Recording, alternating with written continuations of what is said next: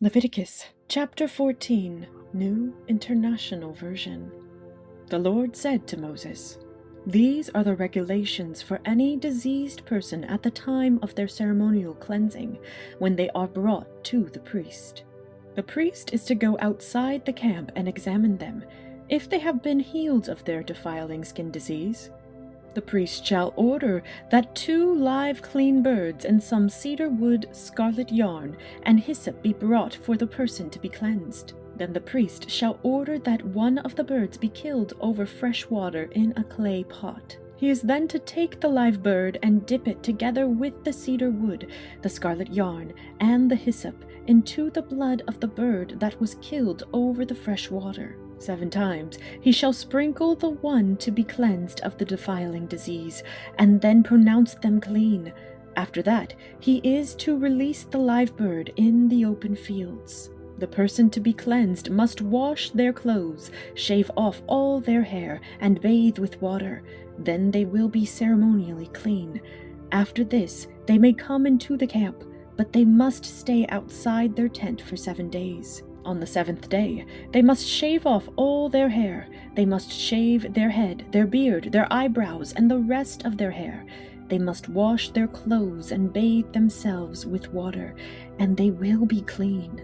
On the 8th day, they must bring 2 male lambs and 1 ewe lamb a year old, each without defect, along with 3/10 of an ephah of the finest flour mixed with olive oil for a grain offering, and 1 log of oil.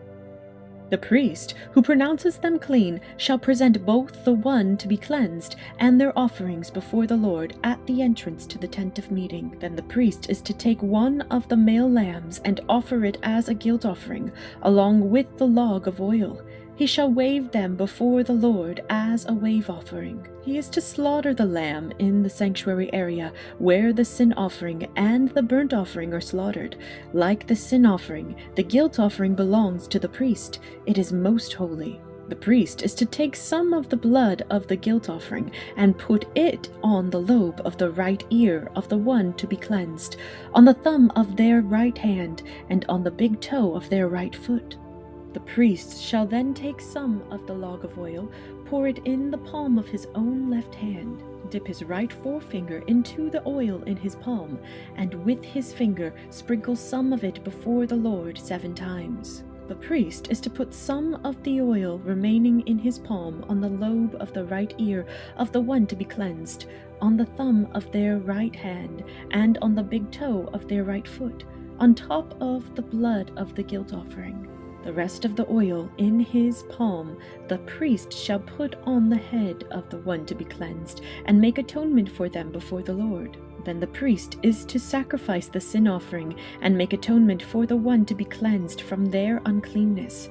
After that, the priest shall slaughter the burnt offering, and offer it on the altar, together with the grain offering, and make atonement for them, and they will be clean.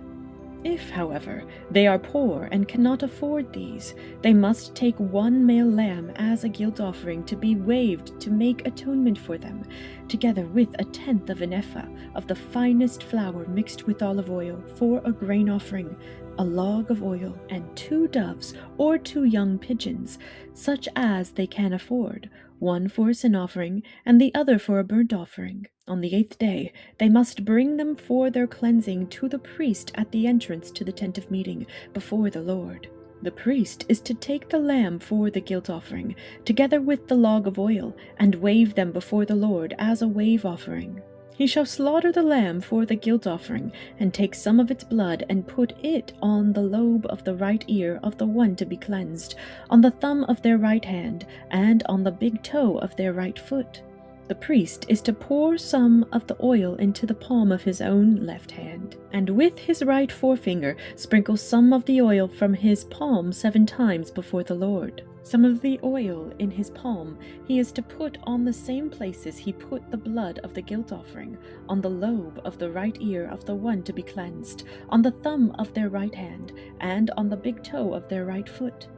The rest of the oil in his palm the priest shall put on the head of the one to be cleansed, to make atonement for them before the Lord. Then he shall sacrifice the doves or the young pigeons, such as the person can afford, one as a sin offering, and the other as a burnt offering, together with the grain offering.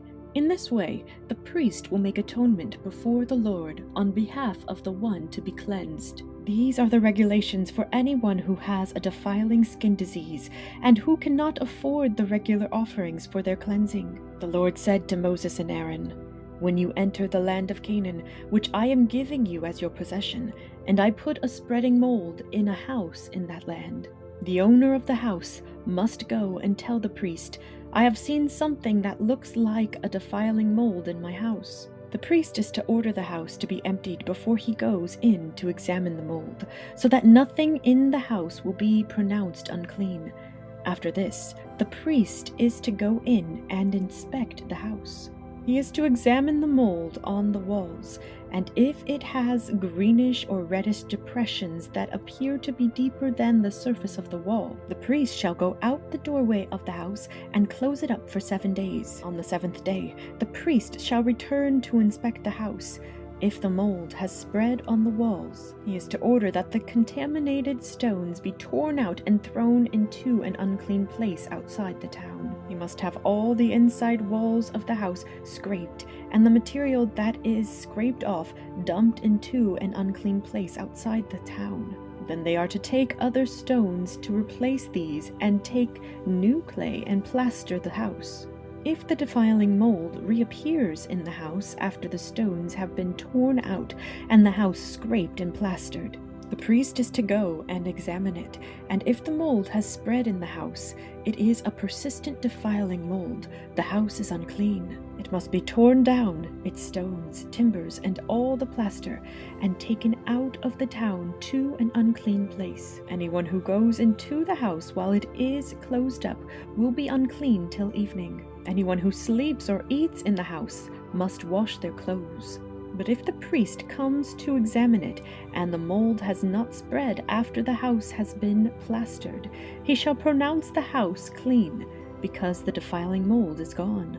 To purify the house, he is to take 2 birds and some cedar wood, scarlet yarn, and hyssop. He shall kill one of the birds over fresh water in a clay pot. Then he is to take the cedar wood, the hyssop, the scarlet yarn, and the live bird, dip them into the blood of the dead bird and the fresh water, and sprinkle the house 7 times. He shall purify the house with the bird's blood, the fresh water, the live bird, the cedar wood, the hyssop, and the scarlet yarn. Then he is to release the live bird in the open fields outside the town. In this way he will make atonement for the house, and it will be clean. These are the regulations for any defiling skin disease, for a sore, for defiling molds in fabric or in a house, and for a swelling, a rash, or a shiny spot, to determine when something is clean or unclean. These are the regulations for defiling skin diseases and defiling molds.